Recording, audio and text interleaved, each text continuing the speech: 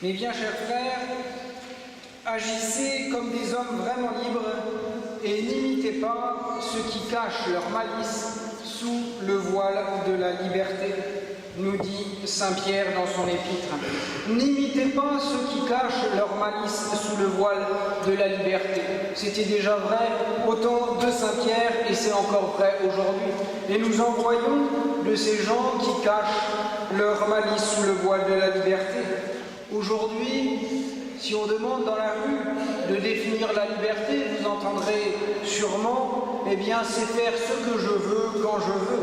Et combien de fois l'entendons-nous aujourd'hui sur les réseaux sociaux, sur Internet, dans la rue, etc.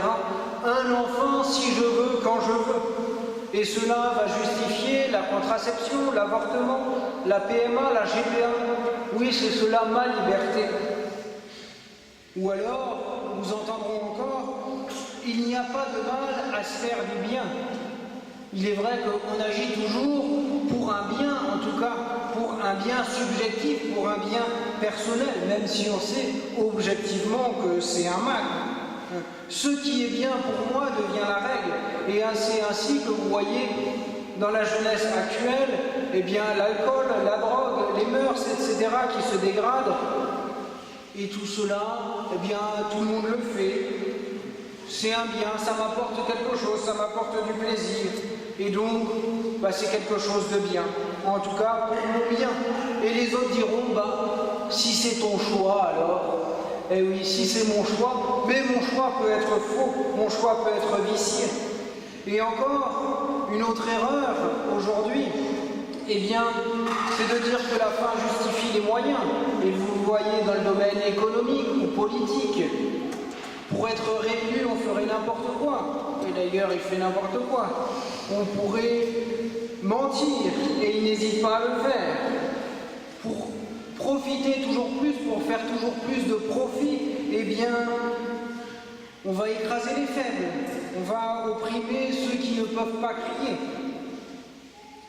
Oui, mais bien, chers frères, le problème dans cette conception de la liberté, c'est qu'elle est fondée uniquement sur une volonté humaine, mais sur une volonté imparfaite, changeante, sur une volonté blessée par le péché originel.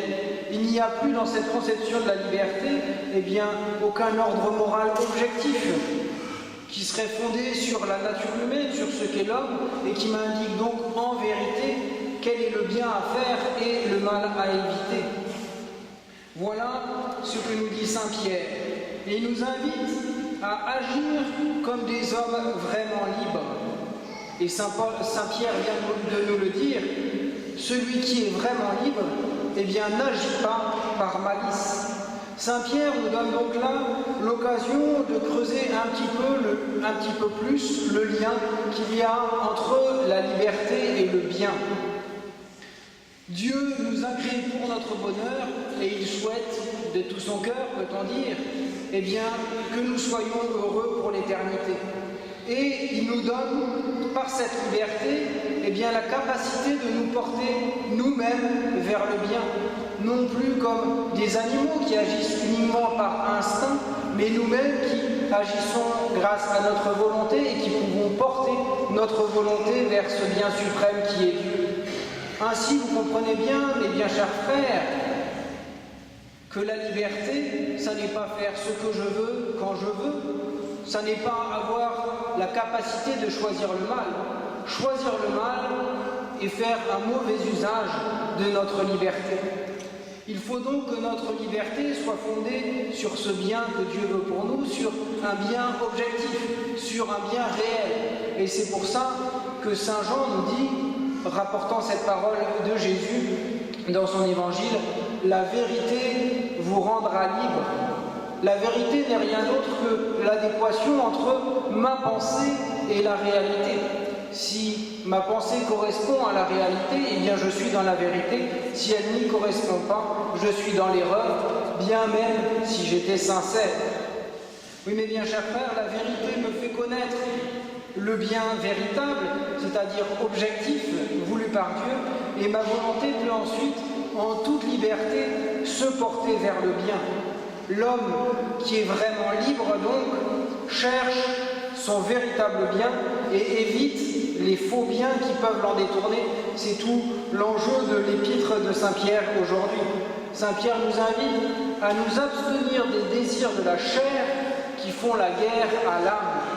Et dans ces désirs de la chair, vous pouvez mettre tout simplement tous les désirs désordonnés de l'homme qui font la guerre à l'âme, qui pour apporter un bonheur éphémère sont prêts à tuer leur âme. Oui, mes bien chers frères, comprenons bien grâce à Saint Pierre que la liberté n'est pas faire ce que je veux quand je veux, mais c'est cette capacité à me porter moi-même vers le véritable bien, vers Dieu. Et c'est tout simplement ce que la collecte d'aujourd'hui, si on y réfléchit bien, nous fait demander.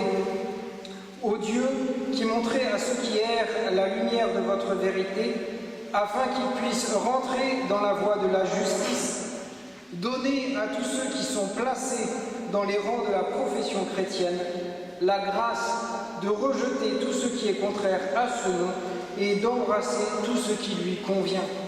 Oui, demandons, mes bien chers frères, la grâce de pouvoir profiter de la sainte liberté des enfants de Dieu, ainsi soit-il. Au nom du Père et du Fils et du Saint-Esprit, ainsi soit-il.